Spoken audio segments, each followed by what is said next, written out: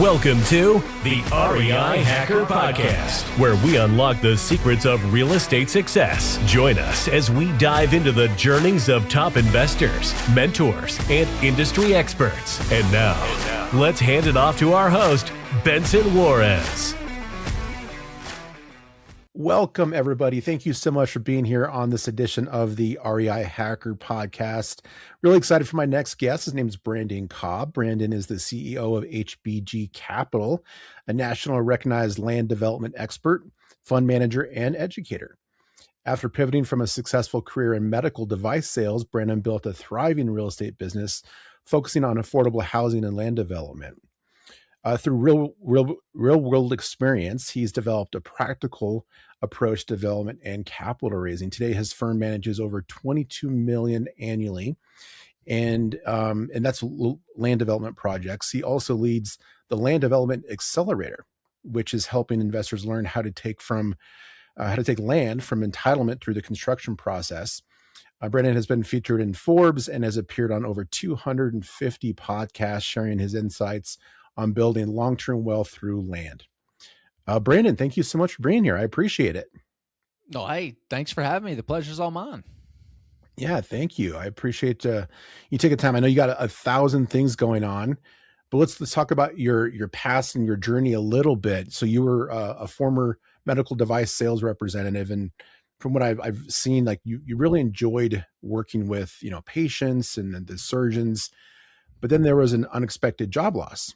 And so you had to shift and figure some things out. But instead of just finding another job with another medical device sales company or pharmaceutical sales or something in that same vertical, you decided to try your hand at entrepreneurship. What was it that inspired you to do that?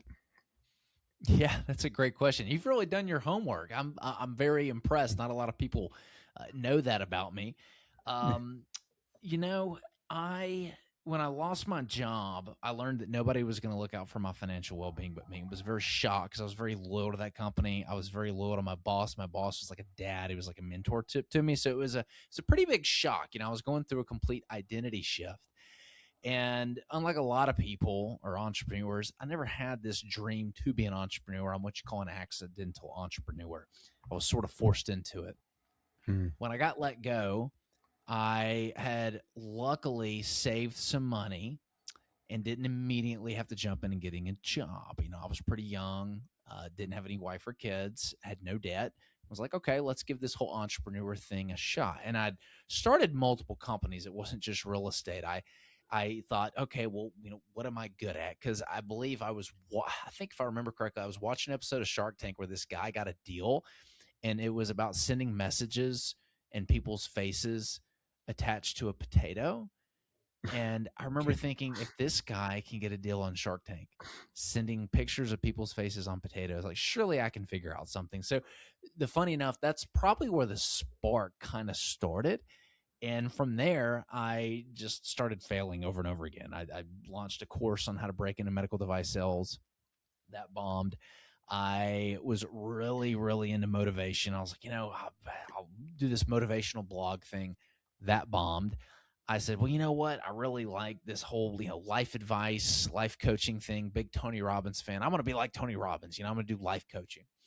And Benson, you're not going to believe this, but not many people want to take life advice from a 27-year-old. Surprising. I know that's shocking, yeah. But then I discovered real estate, and the rest is history. So you tried some other businesses. And how did you find real estate? Did you find a podcast? Did you stumble upon some guru's ad for a course? Like what got you to real estate? So I'd read some real estate books in the past. One of them might be on the shelf back here, like Flip. I think it's in the bottom left of your screen, or maybe my bottom right when I'm looking at me. But that book right there was, I think, one of the first real estate books that I read. And I'd gone through all of the indoctrination stuff, the gateway drugs like Rich Dad, Poor Dad, all that too. But I was doing that alongside all the other businesses. So I was doing all these businesses at the same time, not one after the other. And the reason why I stopped doing the other ones was as soon as I saw that real estate had potential, in other words, I could see some dollar signs on the end of some effort, that's what prompted me to go, okay, all right, I need to just cut all these other things out and just focus on this one thing. It's kind of like growing a award-winning pumpkin. If Mike Michalowicz wrote a really good book called The Pumpkin Plan, I really like it, and he talks about the formula to growing a good pumpkin. As soon as you identify the strongest pumpkin on the vine, immediately cut all the other pumpkins off the vine so that all the nutrients flow to that one pumpkin, and that's like step one. And that's exactly what I did. So I was inspired to do multiple businesses, real estate being one of them. And as soon as I saw it had potential, I immediately went for it. Pretty wise for a 27-year-old, I have to say. Those are a lot of lessons that people learn through just trial and error over years and years. But fortunately for you, you figured it out pretty quick. I'm still working on that personally. So real estate, and you got into flipping first. Am I right? Mm-hmm. That's right. Yep. Started flipping houses. And had a lot of success. So you were doing dozens of properties per year. I mean, I guess it's for some people who stop flipping, they just realize they don't want the headaches anymore. What made you want to transition to a different kind of real estate? Well, we saw the writing on the wall, and we saw a better opportunity that wasn't starting something completely new. We transitioned to new construction. That's like kind of the end of the story here. But we built that flipping business up to doing, 35 flips a year. That was a mix between flipping the houses, wholesaling the houses. And, when I first got started, I think in 2016, 2017, we were flipping houses that were about $250,000, and we were making like $35,000, $40,000 a house. That was pretty good money. That's pretty good margin. That's, an affordable house. I had all of my marketing KPIs dialed in, and we were spending at that time probably somewhere around $3,100, $3,300 per contract that we got. So, you spend $3,300 to make, $35,000. That's a 10x on your marketing spend. That's not bad. Yeah. Well, fast forward, 4 years or so, 3-4 years, and those numbers were much different. We weren't flipping $250,000 homes anymore. There were $420,000 homes, and we weren't making $35,000, $40,000. We were making $20,000, $25,000, and it wasn't $3,300 per contract anymore. It was $6,600 per contract, and it wasn't closing 1 out of every 5 appointments. It was closing 1 out of every 11 appointments, and so we saw that things were getting very competitive. Very, very competitive because real estate was hot. Everyone was jumping into it, right? We all remember pre-2020, what the market was like. So we had a home that we had bought because it was worth, we bought it for less than what the land was worth. And this home had fire damage. The whole second story was really crispy, but the first floor wasn't bad and the foundation was still good. And I'm like, builders are buying lots ready to build for less than what we're getting this for. So this must be a deal. Let's buy it. Let's figure it out. That was our first new build project. And we ended up making 3 times as much money on that new build as we did on an average flip. And that was when the light bulb moment went off. Why are we flipping houses? We need to be building houses. And so that's where that first pivot happened. Got it.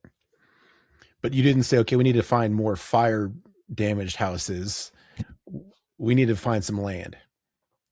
Yeah, we need to go after, in Nashville, it's very popular in the downtown core area, the gentrification areas that are seeing a lot of redevelopment, to go tear down the crack houses, the abandoned houses, and build like 1 or 2. The city had gone in and intentionally rezoned these areas that they wanted to see developed into higher density. And that means that you can build more homes than what was previously on the lot. So that's a very, very popular thing. And so it's called infill. So we were going just tearing down homes. You can immediately go up. So imagine, just tearing down a home in your neighborhood and rebuilding, 2 more in its place. That's what we were doing a lot of. And so we were very spread out all over the place doing these onesie twosies. And, things went really, really well. We, started a capital raising company, poured fuel on the fire. We had our own in-house general contracting company. So we're managing that, getting the cost savings. I mean, it worked out really, really well, to the point where we said, okay, in order for us to really scale this, we need to go after land where we can build 30, 40, 50, 100 plus homes. And that's how we ended up getting into the land development space. Got it. Yeah, there's lots of areas in Denver. That's where I live, in Denver, where those scrapes were happening. That's what we call them here. tear downs in some other markets. And yeah, they would tear down these old like 1950s ranch homes, and then they would build like a duplex, like a side by side, but 3 or 4 stories, because the city was changing all of the rules around the zoning, and that they're just popping up everywhere, and big business. And the early movers had the most success because they were getting these deals, but then competition started coming in. Right. So that got pretty competitive for you. So was that part of the reason why you started to move toward, large communities doing 100 homes at once, because the competition was just kind of following you? Prices were going up, and we really wanted to stay within a certain price band because we noticed that first-time homebuyer housing product was really moving. That's what we started in, and we kind of wanted to stay there. And things just started to get expensive. That was the main thing. It wasn't competition. And we knew that in that downtown core area, there just wasn't there wasn't enough of the land that we wanted to do, which was like rezone it and get the higher density. The opportunity was in the suburbs. After COVID, all the opportunity moved to the suburbs. You saw a lot of opportunity there, and there were some municipalities that were very developer friendly. And so when you're deciding to pivot and you want to go after land to get it zoned for 50, 100 houses, do you want to work in the downtown core that has a lot of bureaucratic red tape where you can't go in an office and talk to somebody anymore, and it's you send an email off and hear back 6 weeks later sometimes? Or do you want to go in the suburbs where they roll out the red carpet for you, they're developer friendly, and you can get stuff done and approved in no time? So it was very obvious the path that we needed to take of least resistance. Like, we wanted to be in municipalities that were developer friendly, that wanted to work with us, that weren't a huge headache like a downtown planning department that is post-COVID era still trying to figure out how to run things. Right. And I read too that you want to keep the mortgage payment between like $2,000 and $2,500 a month. How did you decide upon that sweet spot? Yeah, you must have like AI'd me or something before this, or like pull out the information he's saying and some of his other stuff, because you're hitting the nail on the head. That's really where we want to be, because that's where the opportunity is. So right now, we do quite a few things to manage risk. One of the best things you can do to manage risk is be in the right area. We've heard the whole high tide lifts all boats thing. Inflation and price appreciation luckily have solved a lot of mistakes that we've made. So being in the Nashville market is one thing. There's so many things that are going right in Nashville. I could speak to tons of them. It's business friendly. There's $9 billion of institutional capital that's moved in after COVID because it's sick of being in California and New York and some of these higher regulated states. There's no income tax. All these things are bringing people here. So you want to be in the right area, number one. But number two, the right asset class. There's a lot of different asset classes in real estate. The reason why you want to be in the right asset class is kind of like, COVID can happen, but if you're in the toilet paper industry, who cares, right? If toilet paper is flying off the shelf.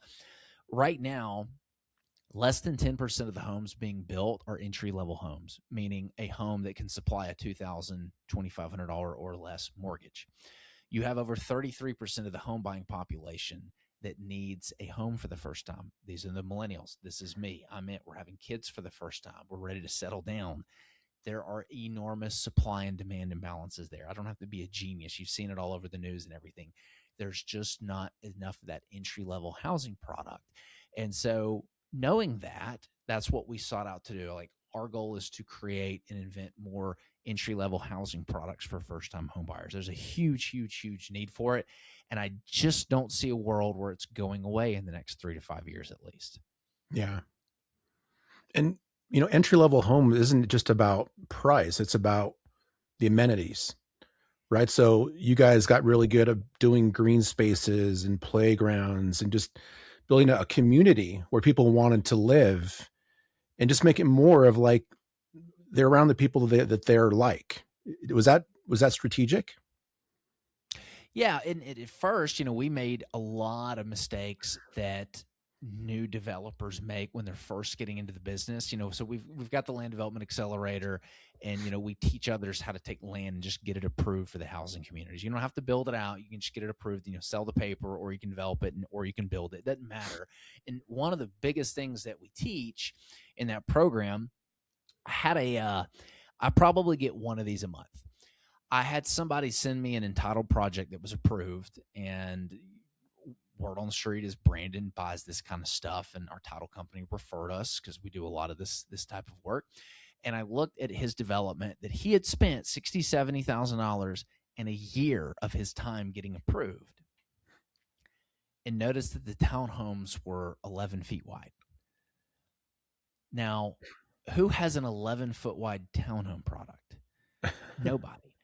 So sure, he did the work to find it and manage it and get it approved, but no one wants to buy his paper development because nobody has an 11-foot wide townhome product. He made the mistake of trying to shove as much density on there as humanly possible. No thought to the community or the green space or anything. I just want to shove as much units on this and make as much money as humanly possible. And he's stuck with that thing. He's probably going to have to reduce his unit count by 40% to get the homes wide enough to have a product that can actually be built. So you want to design something with the end in mind, not just the buyer, but the community. And yes, that's a big part of it. Like, we want to go in and design something that people are going to really enjoy living in. Yeah, you need to balance the density with the livability. If everyone's on top of each other, they're not enjoying where they're at, right? But it's more than that too, right? Because if you plan it right, that helps with the approval process. You talked about the red tape of being downtown and having to work with all the bureaucracy down there. There's still going to be bureaucracy where you move to. It's just if you figure out what their game is and you play it right, by just having the right design, the city officials are going to be much more likely to approve your project quicker and not push on you as you're building the project along the way, right? Yeah, one of the secrets we teach in this whole development game for those who are wanting to do this kind of stuff is, before you do anything, go sit down with the city planning director or the council person in the area.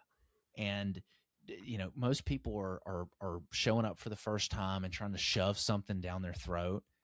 And that's not how to get this done. Like, this is a relationship business. Go sit down with the planning director and say, hey, my name's Brandon. We're a new developer in town. I just want to take a minute to understand, what's really important to the city right now. What's getting approved? What's put a bad taste in their mouth? Hey, what are some things developers that have done to create a win-win for both you and them? Hey, Mr. Planning Director, this is key. What is blowing your phone up the most? What annoys you the most? What phone calls are you getting that I can, as a developer, help make go away? If you use those, if you ask that question, now they're all ears. Now they're like, yeah, actually, I'm getting calls about this, that. Those types of questions are important because you're understanding what the true needs are, and you can build that into your community when you come and present it.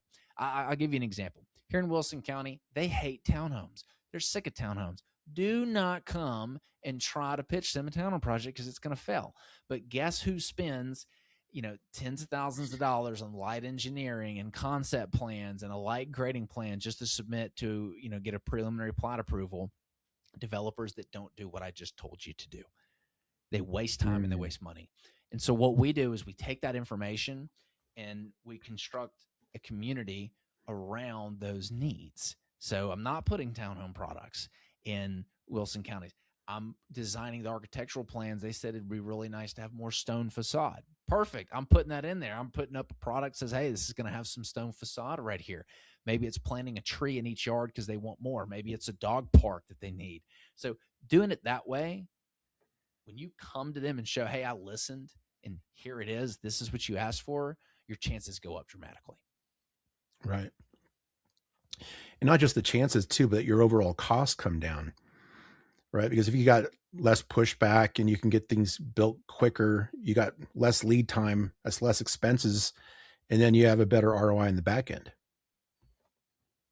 Yeah, less time is the biggest thing. The faster you can do this, and the biggest hemorrhage on time on the front end is getting it right the first time. not having to go back over and over again. Because every time they meet, it's like once a month or once every 6 weeks. So you could have the redesign done in a day or two, but you got to wait another 6 weeks until they meet. And then if they have some more feedback from you and it doesn't go through. So yeah, the less meetings you can have after you submit, the better, the quicker things will go. Right. Is there anything that you were surprised to hear from the city planners that you thought maybe you just completely didn't think about it, or something they brought up that you were like, wow, I'm pretty surprised about that? That's a great question. Certain product types, I didn't know that they could be like, no townhomes, like stuff like that. Like certain pieces of land, if they're zoned a certain way, they have to approve it. If it's zoned for a single family home and they say, no, we don't want a single family home, like they still have to do it, but they can make your life a living hell in the process if it's something that they don't want. Right. And, I've gotten to the point where we've almost had to hire land use attorneys to go and sue the city because they're denying something that they can't deny. Right. I'll tell you the biggest surprise when dealing with the city is you're approaching things from a developer standpoint and you understand all the rules that you've got to abide by and the hoops you got to jump through. They don't sometimes. These are elected officials, sometimes retired officials, and they don't see it the same way you see it. They think, oh, I'm in charge. I can kind of sort of do what I want. And that's not the case, right? There's laws that you have to abide by. So some of the things that they've surprised me are just, no, we don't want this. And it's like, well, why? And it's zoned for it and they will kill it just because maybe they don't like the person or maybe they just don't like the development. And you can't do that if it's zoned like that. So those are some of the biggest surprising things that I've seen. You've probably seen a lot of things, right? So have you ever come across somebody who just didn't like you, or like they were killing your projects because of something that didn't have to do with like an authentic, like rational reason, but they just didn't want the project to move forward? Oh, well, yeah. So this is a classic problem in every single community that you go in. You get the NIMBYs, the not in my backyard. There are people that naturally just hate development, right? There's nothing you can do about that, right? You're coming into an area and changing the farm that used to be across the street, and all of a sudden there's construction and their dogs are getting scared. Like there's nothing you can do about that, right? But those people do exist. They're always out there. So when you're pitching a new development, one of the things that you have to do is you've got to send out mailers to everybody within a certain distance of the property, right? The city's bylaws, mandate this. And so you got to say, hey, this is what's happening. This is the development that's coming. There's going to be a community unveiling at this location on this date. Come show up and, ask questions about it. So the community has a chance to actually ask questions. Well, who do you think shows up to those meetings? It's not the people that are excited about the development that are rooting you on, right? They don't care. They're just like, cool, another development, and they go about their day. No, it's the people that care, the people that want their voice heard, the people that want to complain about it. And all those people hate your guts from day one. There's nothing you can do about that. And those are the ones that are complaining to the council members that are going to vote on whether or not to pass this. So the council wants to hear from the community if there are going to be any objections or anything that might be of concern. And boy, are there always some concerns, whether they make sense or not. And that goes into the decision-making process to the council on whether or not they want to, pass this thing or not. So yes, we've had council members that were anti-development. Automatically going to hate your guts no matter what. They don't like developers. Get out of here. I've lived here for 30 years, 40 years, and you're not changing my community. So that's just part of the business. Yeah, I can imagine. So anytime there's elected officials there, they feel like they've got some power, and some people are attracted to power because they can leverage it in a way that benefits them. Have you ever come across a situation where there was just like flat out corruption? I haven't, not in this, but I'll tell you, but I can't call it corruption, but I've come across some very interesting situations. So I'll tell you one of them. I did come across a situation where there was a particular part we needed during the development. This is after everything's approved and we're actually doing construction. And in downtown Nashville, there's like 6 different brands that are approved to go into the ground for this particular fix that we needed to do. I think it had to do with the water. I can't quite remember if it was the water or sewer or whatever it was, but it was a particular part. And they said you had to buy this one brand, and it wasn't any of the brands in Nashville. And we're like, why do we need this one brand? Okay, whatever. We don't care. So we go and we get we go to the part, and they say, sorry, it's on back order. And we're like, well, how long? Well, we don't know. We'll let you know. Just kind of rude to us about it. And we're like, wait a minute. We're not going to pause the whole development over this one part. This is ridiculous, because we can go use these other parts, 20 minutes away in this different county. Why do I have to use this part? Well, it come to find out that that company that was mandated for that one part, I think like his brother or somebody like owned the company. So like the department that was in charge of picking the parts for mandating what parts have to be used in this particular area of the development, like he had a family member that owned that company, that part. So it's not corruption, but I was like, that's kind of sketchy. And so we had to go, and we kind of blew the whistle on this thing and ruffled some feathers. And Lord and behold, less than 24 hours after we started ruffling feathers, that part just magically popped out, and they had it. And we went about our business. So I have seen stuff like that before, but I've never seen like bags of money exchanging hands for approvals or anything like that. Right. Not yet, at least, right? Maybe not yet. I don't know. Yeah, if you were doing business I will say in this, New Jersey though. So or one of the New York. reasons, yeah, and I mean, I don't know, like here, I don't know, like it's got to be it would have to be I would think it would need to be like a life-changing sum of money for someone to take the chance of going to jail or something like that, right? And I just don't know if there's that much money involved in these developments for it to be worth it, quite frankly. But but here's one of the reasons why these people get elected to be on the council. And I mean, this is completely legal and it's fine. There's nothing wrong with this.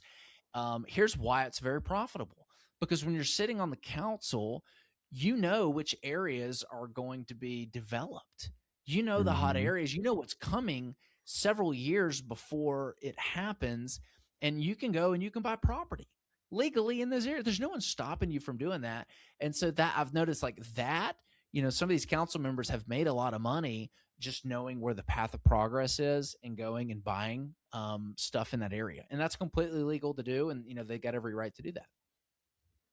Yeah. It makes me think of, the people have said that Nancy Pelosi has outperformed like all these major indexes over the last, 50 years. She's been a government official because she knows everything that's happening, and you go buy certain stocks or you sell certain stocks. It's the same thing, right? Oh yeah, no, it was funny when she retired. I'm subscribed to several newsletters where hedge fund guys write, and it's all investing. And they're like, I'll never forget, a few weeks ago, I was watching one of the videos, and they're like, and we're celebrating the retirement of, one of the greatest in our space. And I'm like, oh, who is this? Who's this hedge fund manager that it's retiring? That's the greatest in the space. I'm very interested because these are like these are guys that manage quite a bit of money, and they're very, very good at what they do. Right. And they're like, Nancy Pelosi. I started laughing, and he's like, yeah, if you look at her track record, she's beaten all of us. He's like, the guys that manage money for hedge funds, like she's beaten our annual returns on average. And it's hilarious to hear them talk about it. Were they making a joke of it? Like they were being facetious about it? Like, yeah, right. Like she can really outperform us, that she's just got insider knowledge, right? Yeah. There's an app. Have you heard about that app that you can subscribe to where it tells you everything that she's buying and selling, and you can just do what she does? Yeah. I've seen that. Yeah.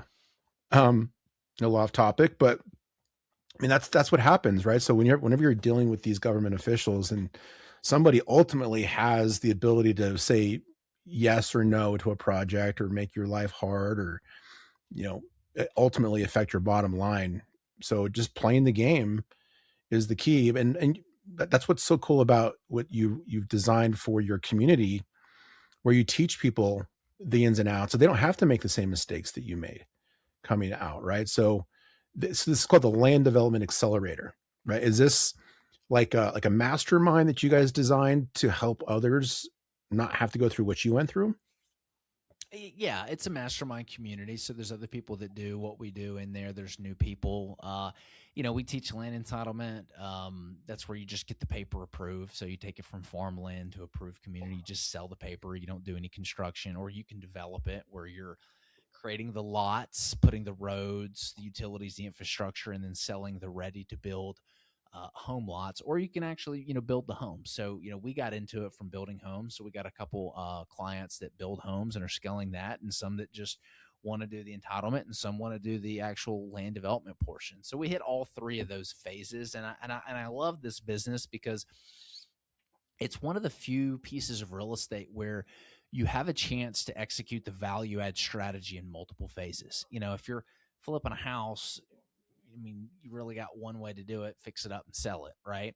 Mm-hmm. Or multifamily, you got to renovate the units, increase the rents, and force appreciate the value of it. Here we force appreciate it when we take it from raw land to approved new community. It's worth a lot more money, and we never buy it until we have all those approvals in place. So it's kind of cool being able to force appreciate the asset before you buy it. And then same thing with the development portion. You can develop the land and put the roads, the sewers, and everything in, and it's worth a whole lot more money afterwards. And then if you want to do the last phase and build the houses, you can go and do that. But we stopped building the homes just because we started getting bought out of all of our land positions by these national home builders, Lennar, D.R. Horton, these big name brands. Because that's all we're doing right now because it's Wall Street. They're publicly traded, they're funded with an unlimited amount of money, and they can buy as much land from us as humanly possible. And they have to make the stock price go up. And there's only one way to make the stock price go up: buy more land and build more houses. So, for the foreseeable future, we see a pretty good runway with it. And there's just not a whole lot of people out there teaching it, is what we found. And we wish that we had a community that we could have leaned on instead of us fumbling around and, having to figure it out for the last 5 years. Yeah. So explain more about how you're working with these large home builders. Are you almost like wholesaling opportunities to them?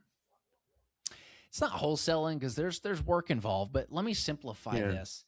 I'm going to make this very, very easy to understand. Here's the first thing that we do. You build a target list of land to go after, and you market to it. You can cold call it, you can mail it, you can go door knock, however you want to reach out to that list. Once you have something under contract, you get what's called a concept plan. So your civil engineer can make this, and that's just a rough sketch of the community. So it's a 2D visual image from the top down. So you're just staring at rooftops. Okay, how many units can we get on here? We take that concept plan to the planning director or the council person, whoever is the liaison, and we say, hey, does this city want this? And they go, yes, we would love this. Brandon, this is exactly what we talked about. This is what I want. Yes, like you should push this through. This is something that we want to take a harder look at. Then we take that concept plan to our list of national home builders and say, hey, look at what we got. Do you want this if we can get it approved? And they go, heck yeah, we want this if we can get it approved. You're going to bring me land and you're going to get it approved. Heck yeah, sign me up. They give us a contract. They put down 7 figures of earnest money. So it's crazy how much money they put down. If they back out of the deal, the money they put down covers all my expenses for the entire deal. And then we take it through the approval processes. That is how we structure things. If I don't get buy-in from the city, if I don't get a list of builders that are excited to buy it from me, I don't move forward with that deal. That's step number 1, is doing all that. Gotcha. And that reminds me, you mentioned that you had a deal that went sideways, you lost some money on. Is that a situation where you bought before everything was approved? Yeah, it is. So that's like rule number 1 is don't buy it until you get all the approvals in place. Like, we made that mistake. Just because you take it to the city and they say yes doesn't necessarily mean that it's actually going to get approved. So that's why you don't buy it. Like, it was like one of the first deals that we did, and we lost a lot of money. I mean, it hurt. Oh, man. Don't buy it until you get all the approvals. So, and I can't tell you how many people I've talked to that's happened to. The only exception to the rule is if you buy it and you can turn around and immediately get your money out. In other words, you're not dependent on the approval for the value. Go ahead and take that risk, right? There's no downside risk. You've got a piece of land you can turn around and sell. That's the only time that I would break that rule. Are you taking the earnest money from Lennar before you close on the first deal? No, can't do that. No. Okay. So once you get everybody's interested, you can get it approved. You got it under contract, and then you close with your own cash. Then you can start to do a contract with Lennar at that point. So we sign a contract with Lennar during our due diligence period with the land. That contract sets us up to sell it to them as soon as we get the approvals. So we have an A to B contract with the seller to us, and we have a B to C contract with the builder. And we do what's called a double close. All we do is, once the approvals are in place, we go into an office, we sign the loan docs with the seller, wire them the money, and we walk into the next room. We sign the contracts with the builder, and it's sold to them. So we do what's called a double close. Do you have to fund that first transaction with your own cash, or can you use Lennar's cash to close that? No, so we've got investors that are more than happy to do these deals. It's very, very easy to raise the money for this type of stuff because you have your end buyer already locked up in place, right? And they've got a large earnest money deposit. They, it's a name brand, right? Everyone knows who Lennar, D.R. Horton, Pulte Homes is. So we go raise the capital from investors. There's so many investors that do these types of deals. You usually pay 1 or 2 points to get it done, and you just close on it on the next. It's immediate. They get their money back the same day, basically. Is that bridge funding or is that gap funding? What? Bridge funding, gap funding. Yeah, there's a lot of different terms. Like, there's companies that specialize in this. So, like, if you're scared about having to go and get the money for something, like, don't be. Like, there's companies that do this. Yeah. Very cool. And that's probably one of the benefits of being part of your mastermind too, is you've got all these people helping your students, right? You know the companies that they are. You probably know the best title companies to use who can make these transactions work smoothly, because not every title company out there would even understand how to do a deal like this, right? Most of them are familiar with double closes. Most of them do double closes or have experience. There's always an investor-friendly title company or multiple that understand this type of stuff and how to do it. It's not that difficult of a transaction to do. It's pretty common. But you can find investor-friendly title companies that do this type of stuff. Yeah. So, I mean, I've heard of title companies not even want to do a double close on a single family property, let alone a whole, potential community, right? So I don't know, maybe it isn't as specialized as I thought, but so that's where you're focusing most of your time right now is putting together those kinds of deals and not developing yourself.